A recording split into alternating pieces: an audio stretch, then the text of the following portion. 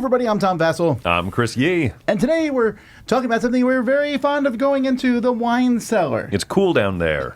I know nothing about a wine cellar. It's like a potato cellar, but with bottles. This is one of a series of games that 25th Century put out together, sort of.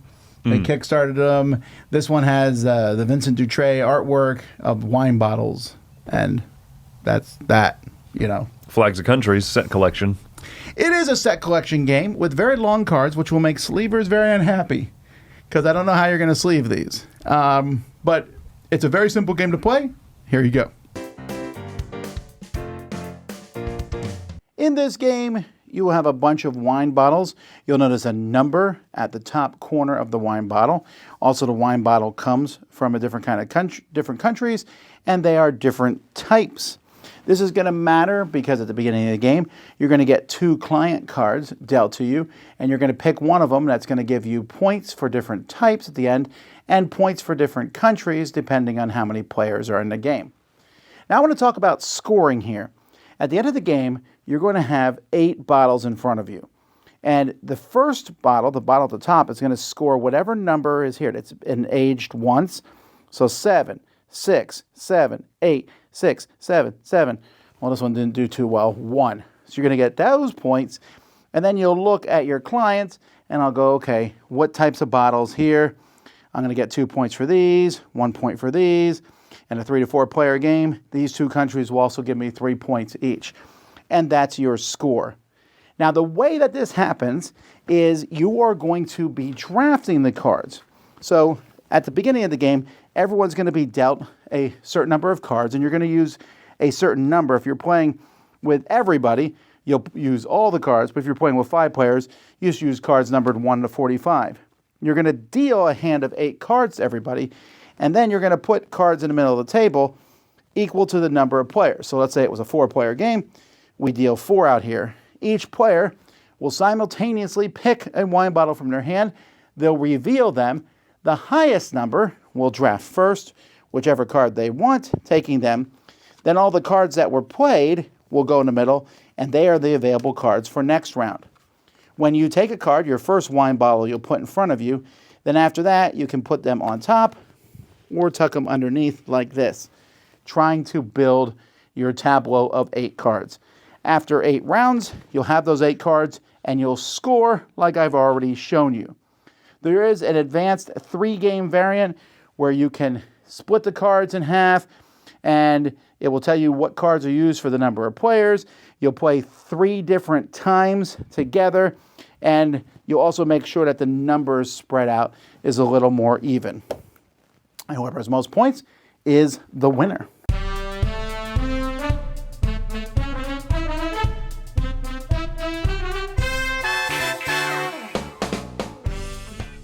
So playing this game there's a lot of, I'm not sure how to get into it in the sense of the simultaneous selection to see who goes first. I've always really enjoyed that. Yeah, there's plenty of games that do it. Some of them that I think do it much stronger than others. But it's interesting because this one is for the purpose of collecting bottles, and the cards played become the bottles that you then collect. So I like that little feedback loop where everything played becomes the next pool of things available. Sure. It does lose a bit for me in the sense of I've always liked in these games when the one that you get, you can kind of bid with next time. So the number matters. The number does not matter when you're taking them.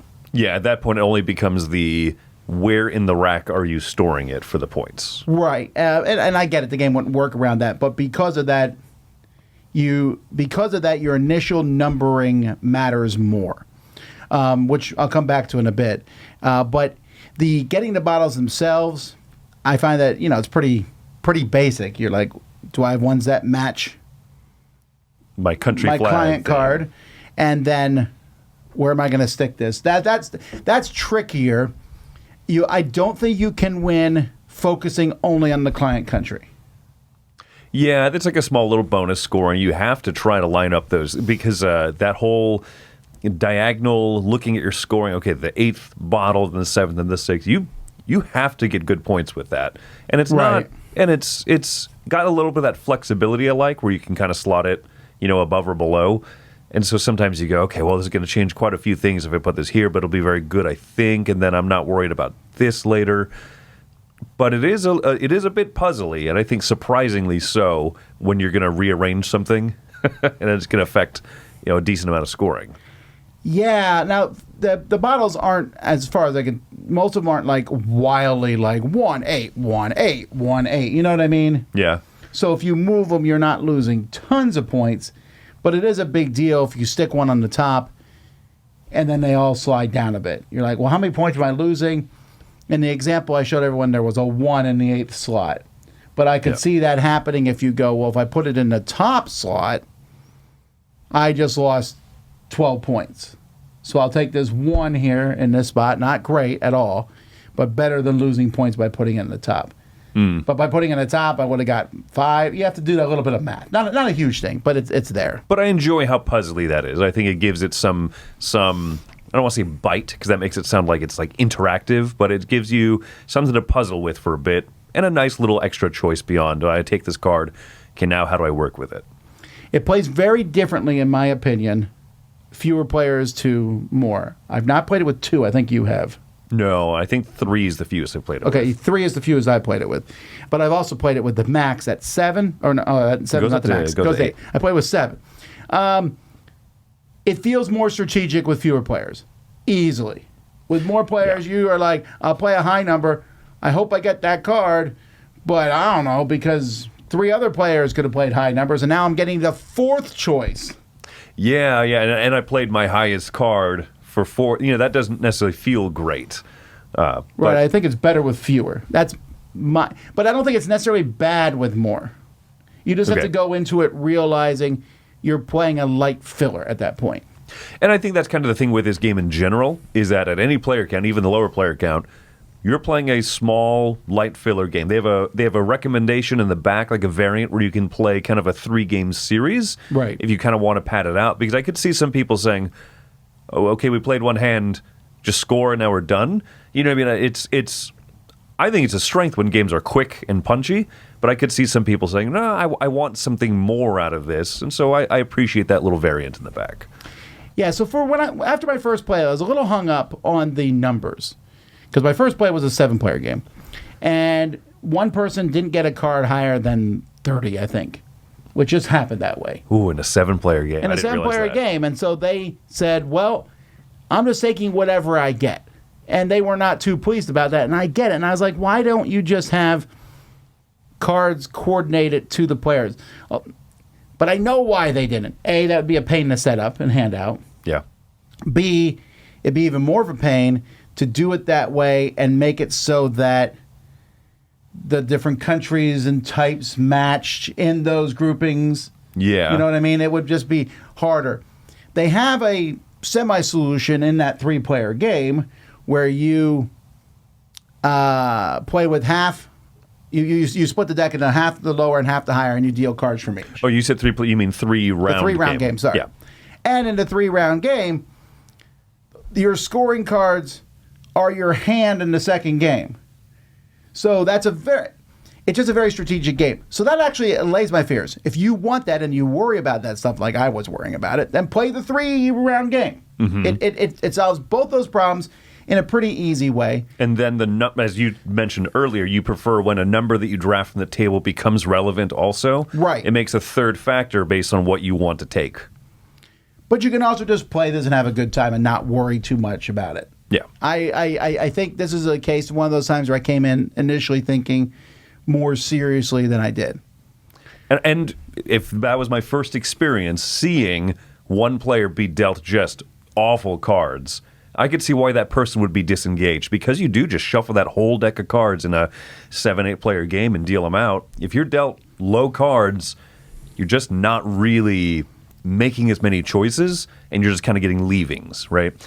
So that can happen. I might even just take that top half, bottom half of the card thing and do that in a 1-round game from time to time. Yeah, I might do that, depending, again, how many people are playing. So with those caveats, I think you can play this with 8, 7, 6 as a light filler.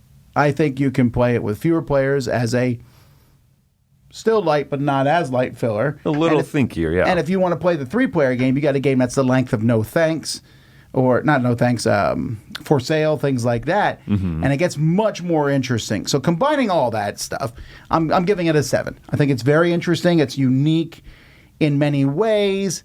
And it's the kind of game I think a lot of people are going to like because it's a pretty game. And having those long cards and making that diagonal row feels interesting for a lot of people. So I like it fine. I'd play this as a side thing. And I think my preference would be the 3-game thing if I have the time. Yeah, and it's not too long to do that, right? Especially because, honestly, I think part of the longest experience of this is teaching it and making sure people understand this is what your scoring row is going to look like, that nice diagonal, right? But making sure people understand the implications of what they do. I'm also coming at a 7. I see the little flaws with if you're going to just shuffle the cards out and deal, especially in a higher player count game, that can give some people a negative experience. Know that going into it. But I think it's fun, and I like the puzzle, and I like how clean it is visually to look at what is your scoring going to be, right down that row. I wish there was maybe a little bit more with that, like the country scoring, the client scoring, but also it's good that it's not overpowered, so your focus more is on that wine bottle puzzle. So, yeah, I enjoy it. All right, well, there you go, folks. That is Wine Cellar. I'm Tom Vassell. And I'm Chris Yee. Let's go drink some water.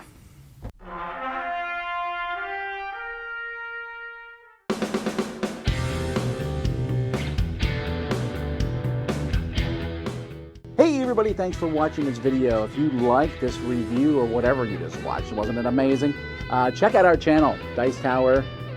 We have all kinds of things. We review games, we do top 10s, we play games live. It's all about board games, but especially the people who play them. Check out Dice Tower YouTube channel.